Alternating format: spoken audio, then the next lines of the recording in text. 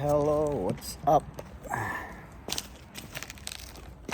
Good afternoon to everybody. Good afternoon, good morning, good afternoon, good evening. Kung saan man kayo sa sulok ng mundo, mga kababayan ko na OFW and also in the Philippines. So, papasok na ako papunta ng trabaho. Oras dito is around mga 12:30. Hindi noon. Lalakad ako. So, mainit ito sa Saudi. And yep, sa mga congratulations sa mga OFW, kap-OFW dyan na natanggap na nila yung mga sahod nila ng maaga kasi mag-New Year. So thank God na na-receive ko yung sahod ko kahapon. Maaga nilang binigyan ang sahod namin. Kasi usually binibigyan nila yung sahod is every first day of the month. So kada one. So kahapon binigyan yung sahod. Kaso lang dumaan lang yung sahod. Pagka-receive ko ng sahod ko, sinend ko lahat. Lahat talaga, totally.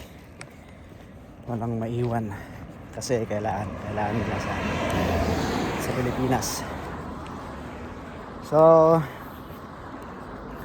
yun nga, makwento ko lang,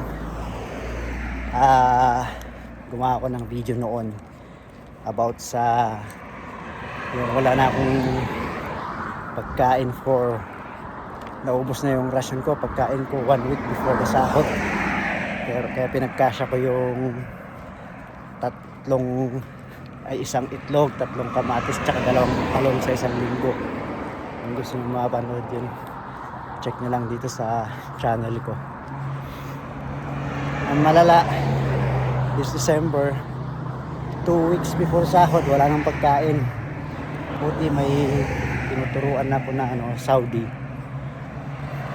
Naging ng loob siya. Sabi niya, kasi last week, basta 2 weeks, mga 10 days or 12 or 11 days siguro, wala nang rasyon, wala nang makain, wala nang malutong pagkain, naubos na. So itong local na Saudi na to, siya rin yung umulong sa akin nung naubos yung nung wala na akong makain last month. So nagano siya, bumili siya ng grocery. Yung pinamili namin grocery, pinagkasya ko yun hanggang kung saan aabot. So nakapagkasya ko naman siya ng pagkasya ko siya ng hanggang midweek ng December. Yun yung naubos na problema na, wala nang pagkain. Midweek ng December, yung sahod namin is dapat January 1. So siya ulit yung nalaman niya na, sabi ko, kasi tinanong niya ako ng ulit siya. Palagi kasi namumusta yun basta coach siya. Sabi ko, problema wala nang 2 weeks bago sahod pa namin. Sabi ko, sabi niya ulit, gusto mong mag-grocery ulit? Sabi niya. So ayun, sige, sabi ko. Pero hindi naman siya naniningil. Kumbaga mabait talaga siya sa akin.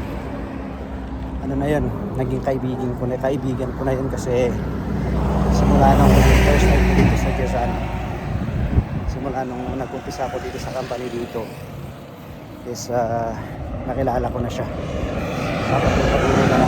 Napaturo siya sa akin, tinuturuan ko.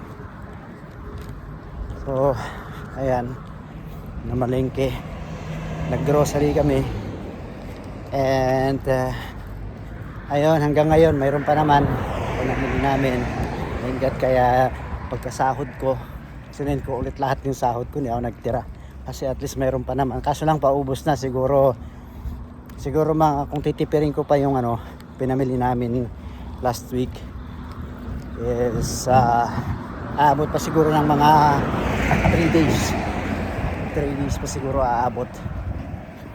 Kasang after 3 days, ayun, kailangan mag-remedyo ulit. Pambili ng pagkain. So, ayan, tiis-tiis lang talaga.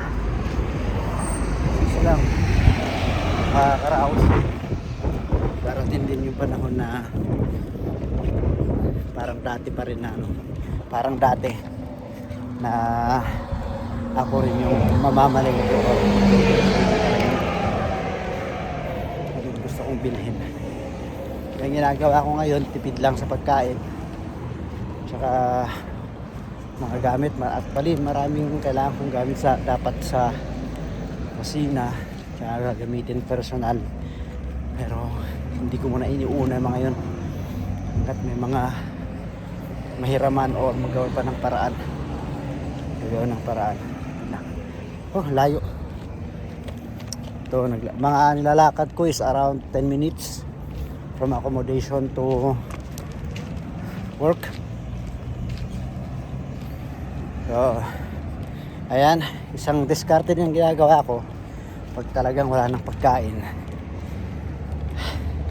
May mga nagyayaya kasi sa akin na kain sa labas after ng work, magdi-dinner. So kung may sobra is yun, tinitake out ko. Yung take out yung pagkain ng kinaumagahan. Tapos kung wala talaga makain ng lunch or dinner, diskarte ulit sa gym. Ganun lang. Tiyaga lang yan. Makakaraos din tayo. So, dyan yung sa kabila yung yung gym. Hindi ako pwedeng tumawid dito sa kalsada. Sa harap. Kasi matitikitan tayo. Mahal ng ticket. Jaywalking. Yan yung gym. Yun. May red. So, kailangan ko maglakad doon sa tamang tawiran. Alam ko nasa 80 real, around 80 real. Pag nahuli yung jaywalking, 80 real. Mahal din yun. 1,000 plus pesos din yun. Okay, yan. Pasok na ako. So, aantayin ulit ang sahod. Katapusan ng January. Yun yung next sa sahod. Hopefully okay na. Hopefully itong 2026, darating na 2026 is maging okay na lahat. Lagpasan na natin yung mga pagsubok sa buhay. Tsaka tiis lang. Tsaka tiis.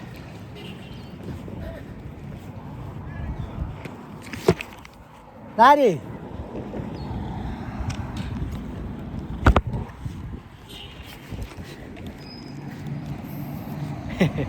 Kita ko no.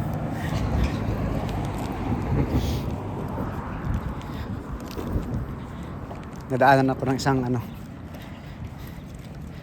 kliyente sa gym. Sasakay sana ako. Sabi ko, dito na, lapit na. Okay, so I will end this video here.